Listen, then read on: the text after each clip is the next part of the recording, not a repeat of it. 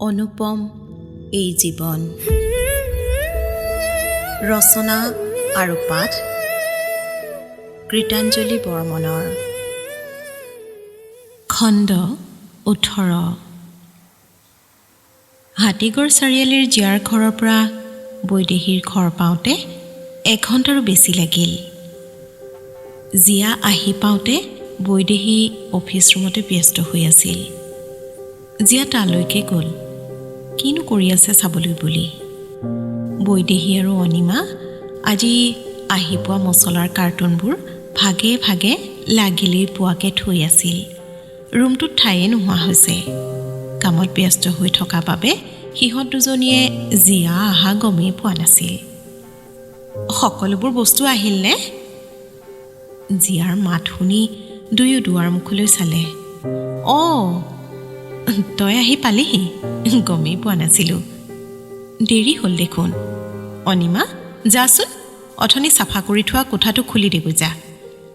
জিয়াৰ বস্তুবোৰ সোমোৱাওঁতে হেল্প কৰি দেগৈ যা। সকলোবোৰ বস্তু আনিলি নে? নাই, আজি কাপোৰ অলপহে লৈ আহিছোঁ। বাকীবোৰ কাইলৈ আহিব। তহঁতে নিজৰ কাম কৰ। আজিও অনাখিনিও কাইলৈ একেলগে সোমোৱাম দে। মই তহঁতক কিবা হেল্প কৰিম নেকি? নেলাগে অ', হৈছেই আৰু। আবেলি দিলেহি কাৰণেহে ঠান-ঠিত লগাওঁতে ইমান সময় হৈছে। আগবেলাতে দিয়া হ'লে হৈয়ে গ'ল হয়। তই মোৰ লগতে বহকৈ যা। মুমুৱে কি কৰি আছে? জানো পাই, গমেই পোৱা নাই কি কৰি আছে। আচ্ছা, কাব্যাক ৰিলিজ দিলেনে? দিলে। দৰ্শনা আৰু জিনি অহালৈ কাব্যাৰ লগত থাকিবলগীয়া হ'ল। সেইকাৰণে দেৰি হ'ল। অলপ বজাৰো কৰিলোঁ। এইকেইদিন নাথাকোঁতেই ঘৰটো গোটেই ধূলি হৈ গৈছে। ঘৰটো অলপ চাফা কৰিলোঁ। ডাঙৰ কাম এটাৰ আৰম্ভণি হ'ল ন? হয় দে, ভালদৰে চলাই নিব পাৰিলেই হয় আৰু। জিয়া তললৈ আহি মুমুৱে কি কৰি আছে চালে। তাই মন দি পঢ়ি আছে। জিয়াই মাত নলগালে। ফ্ৰেছ হৈ লৈ চাহ কৰিবলৈ সোমাল। পিছদিনা পুৱা গা ধুই আহি জিয়াই বৈদেহীক সুধিলে, মন্দিৰলৈ যাবি নেকি বৈদী? মন্দিৰ?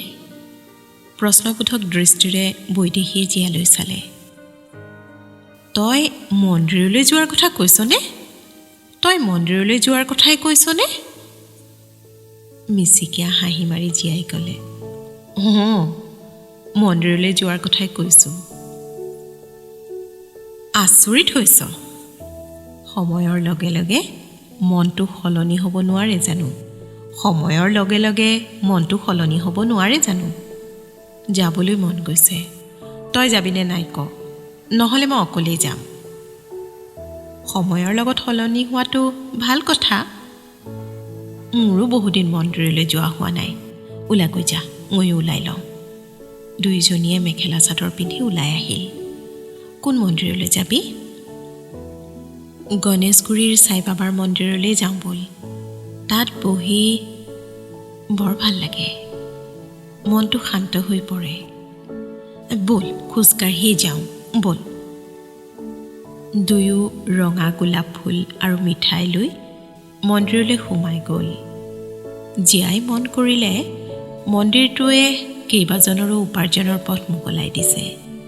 ভিতৰলৈ সোমাই গৈ বাবাৰ শ্ৰীচৰণত ফুল অৰ্পণ কৰি দুয়ো অঞ্জলি আৰু প্ৰসাদ ল'লে। প্ৰায়ে আহি থাকে বাবে পণ্ডিতজীয়ে বৈদেহীক ভালদৰে চিনি পায়। জিয়াৰ কথা সুধিলে, আপোনাৰ বান্ধৱী নেকি? হয়, মোৰ সৰুকালৰে বান্ধৱী। মন্দিৰৰ দুৱাৰ মুখত থকা ঘণ্টাটো বাজি উঠিল। কোনোবা এজন ভক্ত ওলাই গৈছে। পণ্ডিতজীয়ে তাকে দেখি ক'লে, চাওকচোন, মানুহে কি যে কাম নকৰে। প্ৰায় প্ৰত্যেকজন মানুহেই নিজে সকলো জানো বুলি ভাবে। কিন্তু কামবোৰ কিয় এনে কৰে বাৰু? আপুনিয়ে কওকচোন, মানুহৰ ঘৰলৈ আহোঁতে আলহীয়ে কলিং বেল বজায় নে ওলাই যাওঁতে বজায়? আহোঁতে বজায় কিয়? কাৰণ গৃহস্থ য'ত থাকে তেওঁ গম পায় যে কোনোবা আহিছে। তেনেকৈয়ে ভগৱানৰ ঘৰলৈ আহোঁতেহে ঘণ্টাটো বজাব লাগে। তেওঁ তেতিয়াহে গম পাব যে ভক্ত আহিছে। বা ময়ো যদি বেলেগ ক'ৰবাত থাকোঁ, ঘণ্টাৰ শব্দত গম পাম যে কোনোবা আহিছে। যদি আপুনি ঘণ্টাটো ঢুকি নাপায়, তেতিয়া হাত চাপৰি বজাই সোমাব লাগে। অৰ্থাৎ মনে মনে সোমাব নালাগে। চোৰেহে মনে মনে ঘৰত সোমায়।